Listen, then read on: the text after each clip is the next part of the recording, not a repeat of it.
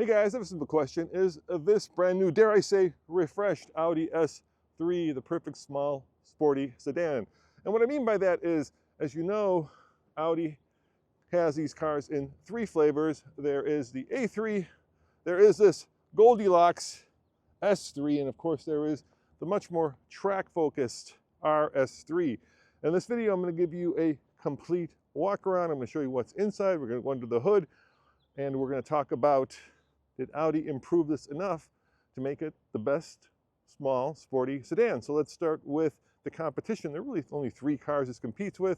First and foremost, there is the Acura Integra Type S. Now that's only front-wheel drive, and this only comes as all-wheel drive.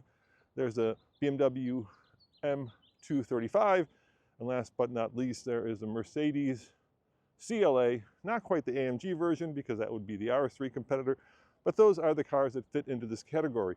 Now for this year, Audi has refreshed it by giving it more horsepower, a torque splitter, and we'll talk about that in a second, and just a little bit more aggressive styling. Now Audi flew me out here to do this walk around, so let's start where we always start, and that is with the design changes. First and foremost, there are these new kind of L-shaped right there, design features that allow the Audi to be a little bit more aggressive, dare I say, a little bit more sporty.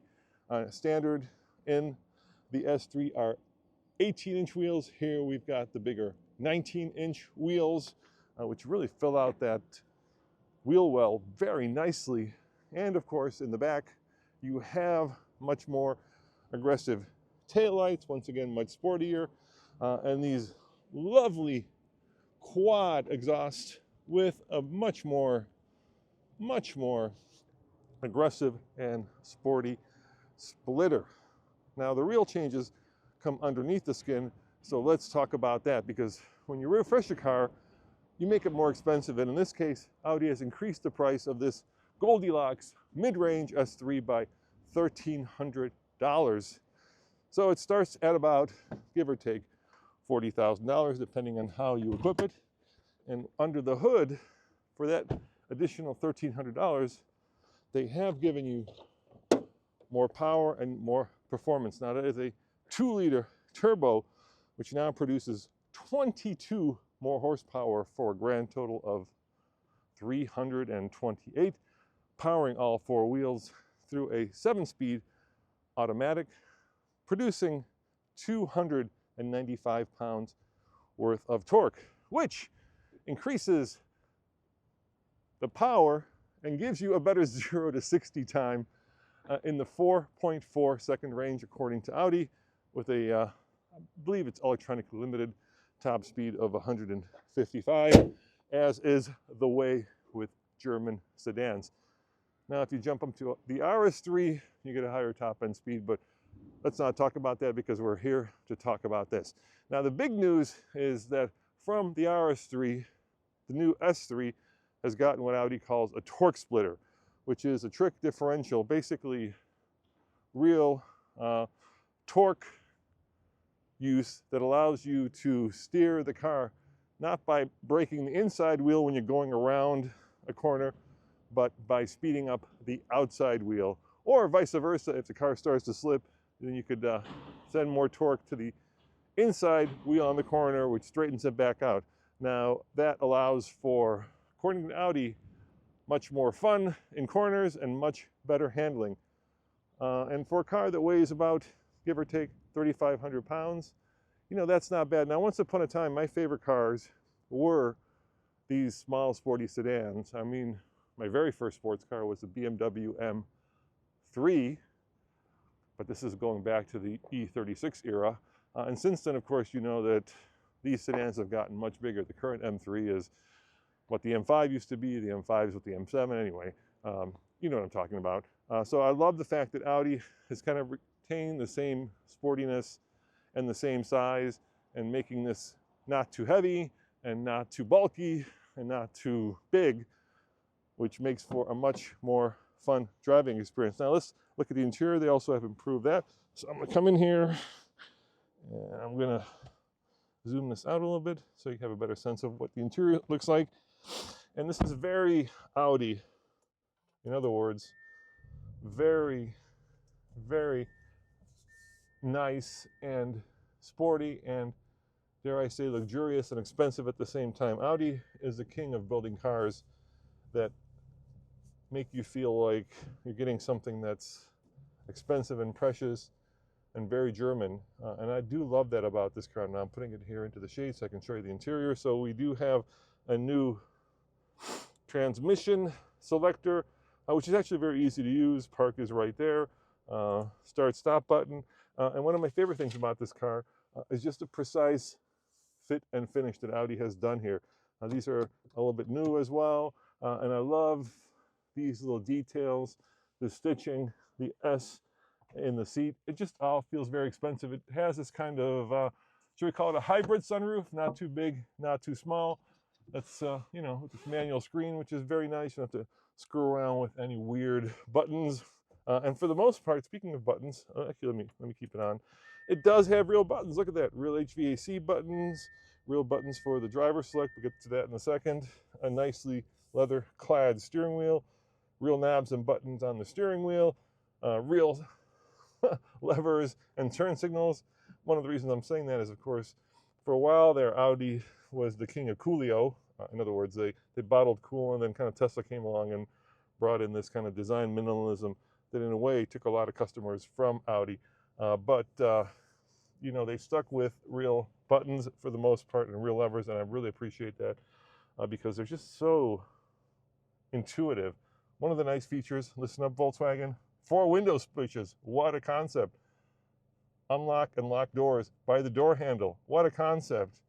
A way to easily set your preferred seating position so that you can just hit the number. What a concept. Now, guys, I know these are things that have been around forever, but a lot of manufacturers have somehow lost the plot and have decided that recessed door handles and haptic controls are the way to go. I remember when Q first came out and I thought to myself, this will never fly, and now everything is like that for the most part. The one thing I'm not too enamored by is right here. This is the volume control, and the way that you control the volume here is you spin your finger over it like so.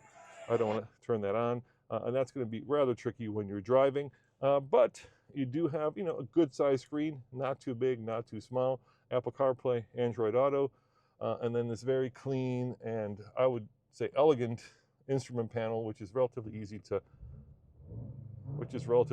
understand. We have different drive modes. You can select that here, and with this torque splitter in the back now, you can go to dynamic, you can go to dynamic plus, and that kind of turns down the stability control and gives you that kind of playfulness that allows you, according to Audi at least, take this thing around a corner with that back end doing a lot of the steering, which is a lot of fun. And no, this does not have rear wheel steering, but it does have this ability to send torque to whatever wheel it needs to send torque to, so that you can have that kind of rear steer feeling, which is wonderful. Now, I love German cars. I love specifically Audis. I mean, I'm a pretty big guy, both tall and wide, but I love the fact that even with the sunroof, I have plenty of headroom. I've got plenty of leg room here, plenty of shoulder room, and for what is essentially a pretty small sedan, I fit, and I fit comfortably. But before we get to all of the numbers, do I fit in the rear seat? And what does this car sound like? Well, only one way to find out, and that is a jump in the rear seat. So make sure I'm in park. Let's see how much room there is for me in the back seat. Now, I am sitting behind myself here, so keep in mind this is going to be rather tight. We do have 3-zone climate control, and as you can tell, because it's a sporty sedan, this is kind of where you pay the price. Now, I just spent, you know, whatever it is, 8 minutes telling you how much I like small sedans, but the fact is that as a driver of this car, I'm not going to be sitting in the back. But if you did move the seat up, you could go to lunch with your colleagues. Wouldn't want to cross-country this. But once again, there's this kind of attention to detail with this beautiful stitching that makes everything feel expensive and just, you know, well thought out. Oh, okay, it is a little hard for me to get out of this. As you can tell, I don't have a videographer, so on my own. So what I'm gonna do now is I'm gonna take my mic off. Getting a good shot of my face there. Okay, there's my mic, and I'm going to put it over here by the exhaust. And the exhaust. And, all right, I'm by myself, so I forget how tricky this is. I'm going to put it by the exhaust, and then I'm going to go and give it a little bit of throttle, and you can hear it for yourself. See if you like it.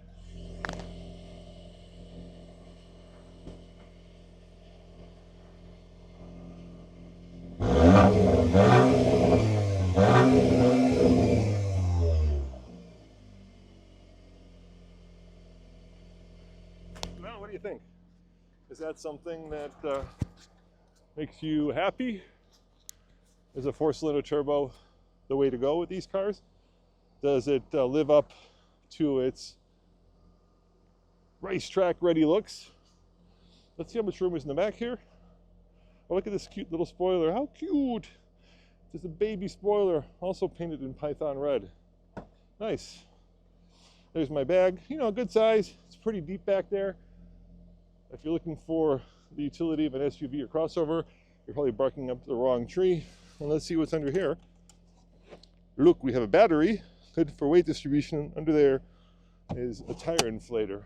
So, no spare tire, but pretty low liftover. So, you know, if you're loading up luggage or boxes, you don't have to go that high to get it in the trunk. Now, let's finish off this quick walk around by looking at the most important thing, which is right here. It's the Monroney. Oh, by the way, you also get things like bigger brakes. Car's been lowered a little bit. Basically, you get a lot of the suspension bits out of the old RS or the current RS3. So we're looking at a top price of about $59,700 right there. Let me close the door here so it doesn't beep at me. And that, you know, is not bad. So you're starting at about 50,000, going all the way up to about 60,000. Fuel economy wise, 23 city, 31 highway, 26 mpg, which, you know, isn't horrible for a car with 328 horsepower. And then, you know, you've got all these goodies, the most expensive of being the Prestige package. So this is kind of the top of the line car, except for the springs. I mean, except for the adaptive springs, which are not included in this car. So you could get above that $59,000 level. The fine apple leather is $1,000. The black optic package, once upon a time what you call a midnight package, is $1,500. And then this Python yellow paint, check this out, almost $600, starting at $48,700. And I know, every new car today is at least $5,000 to $10,000 too expensive. It just feels that way. We're living in a time when cars have gotten much more premium and much more unaffordable. But I think for kind of being the Goldilocks of the brand, this is not a bad choice. For me, the RS